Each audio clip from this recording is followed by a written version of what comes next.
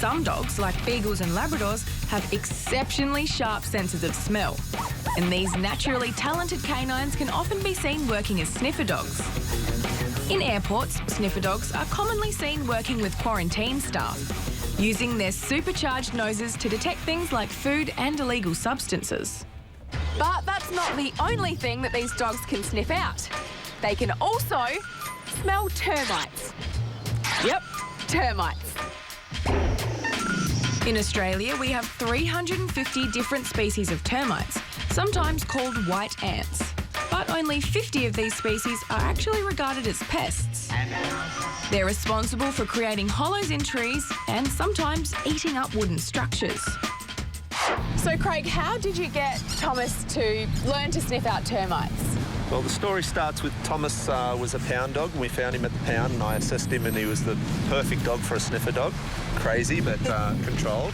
And then we had a company do one of the termite dogs, so I knew that he would suit that task very much because of the high drive.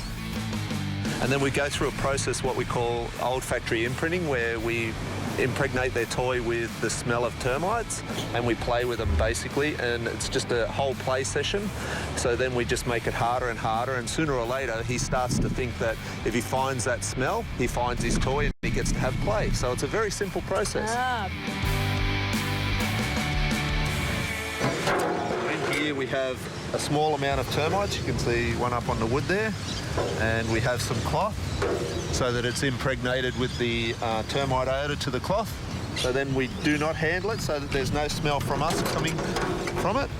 And then we go out and we find a spot to hide it so that the dog has to search properly.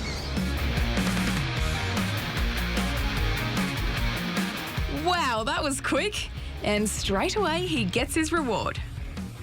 The rewarding process for Thomas is everything. No dog will work without reward. So for Thomas, what happens is he goes out and he starts sniffing, and the wind catches the odour and blows it to his nose. He works his way to it. He gets his nose right to it. He starts to scratch at it. And whilst he's scratching, the handler throws the toy in. It lands in front of him. He thinks it's magically appeared, finding his odour, and then he gets his play. Just like that. And how Just important like that. is the timing?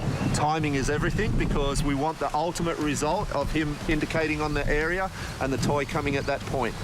All right, time for round 2.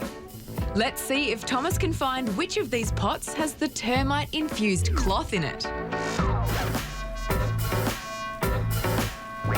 Well done, Thomas. That's 2 out of 2.